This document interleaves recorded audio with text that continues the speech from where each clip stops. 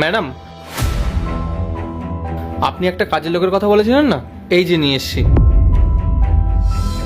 ঠিক আছে, তোমার নাম কি? ম্যাডাম, আমার নাম গোপাল। আচ্ছা, মাইনে কত চাই তোমার? আপনি যা দেবেন তাতেই আমি অনেক খুশি ম্যাডাম। ঠিক আছে, তাহলে মাসে তোমায় 12,000 টাকা দেবো। তোমার আপত্তি বা কোনো অসুবিধা আছে? না না ম্যাডাম, একদমই কোনো অসুবিধা নেই। আর আপনি কোনো চিন্তা করবেন না, আমি সব কাজ সামলে নেব। দারুণ। তোমার থাকা খাওয়া নিয়ে তোমায় ভাবতে হবে না, সেটা আমি দেখে নেব। বাকি কাজের যা ডিটেলস আছে তোমাকে আকাশ বুঝিয়ে দেবে। ঠিক আছে ম্যাডাম, চলো গোপাল, আমি তোমাকে সব বুঝিয়ে দিচ্ছি।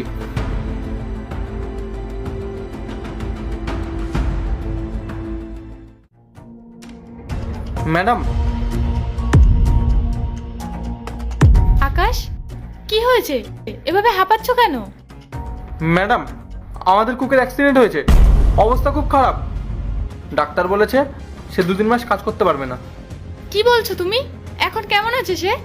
এখন কিছুটা ঠিক আছে, কিন্তু ডাক্তার রেস্টে থাকতে বলেছে। এখন কি করব বুঝতে পারছি না। এমনি রেস্টুরেন্টে লস হচ্ছে, কাস্টমার কম। যেটুকুই কাস্টমার আসছিল তারা আমাদের চাইনিজ আর সাউথ ইন্ডিয়ান খাবারের প্রশংসা করছিল। আর এখন এই অবস্থায় নতুন শেফ কোথায় পাবো? আর তার হাতের স্বাদ এমন হবে তো? আমি কোনোভাবেই খাবারের সাথে কম্প্রোমাইজ করতে পারবো না। আকাশ, তুমি তাড়াতাড়ি নতুন একজন শেফ দেখো। ম্যাডাম, এত তাড়াতাড়ি তো সেভ পাওয়া খুব কঠিন।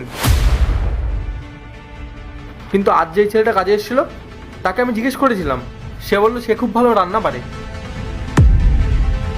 চাইনিজ আর সাউথ ইন্ডিয়ান রান্না করতে পারে। ওকে একবার জিজ্ঞেস করলে কেমন হয় ম্যাম? কি বলছো গোপাল? ও তো নতুন। যদি কাস্টমার খাবার পছন্দ না করে তাহলে রেস্টুরেন্ট পুরো ডুবে যাবে। না, আমি ঝুঁকি নিতে পারবো না। তবুও ঠিক আছে, তুমি ওকে একবার ডাকো, আমি কথা বলে নিচ্ছি। Okay ma'am. ম্যাডাম, আপনি আমাকে ডেকেছিলেন? হ্যাঁ গোপাল, তুমি নাকি ভালো রান্না করতে পারো? হ্যাঁ ম্যাডাম, পারি। আমাদের আগের শেফের অ্যাক্সিডেন্ট হয়েছে। আমাদের রেস্টুরেন্টে সাধারণত চাইনিজ খাবারের জন্যই পরিচিত। এখন যদি খাবারের স্বাদ বজায় না থাকে তাহলে রেস্টুরেন্টটাই বন্ধ হয়ে যাবে। তুমি কি এই দায়িত্ব নিতে পারবে? হ্যাঁ ম্যাডাম, আমি চেষ্টা করব। আপনি আমার উপর ভরসা করতে পারেন। ঠিক আছে, আকাশ তোমায় সব বুঝিয়ে দেবে। যাও। চলো।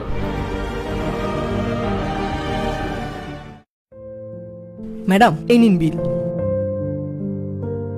খাবারটা পার্ট 2 দেখতে সাবস্ক্রাইব করো ভেলকু 78M।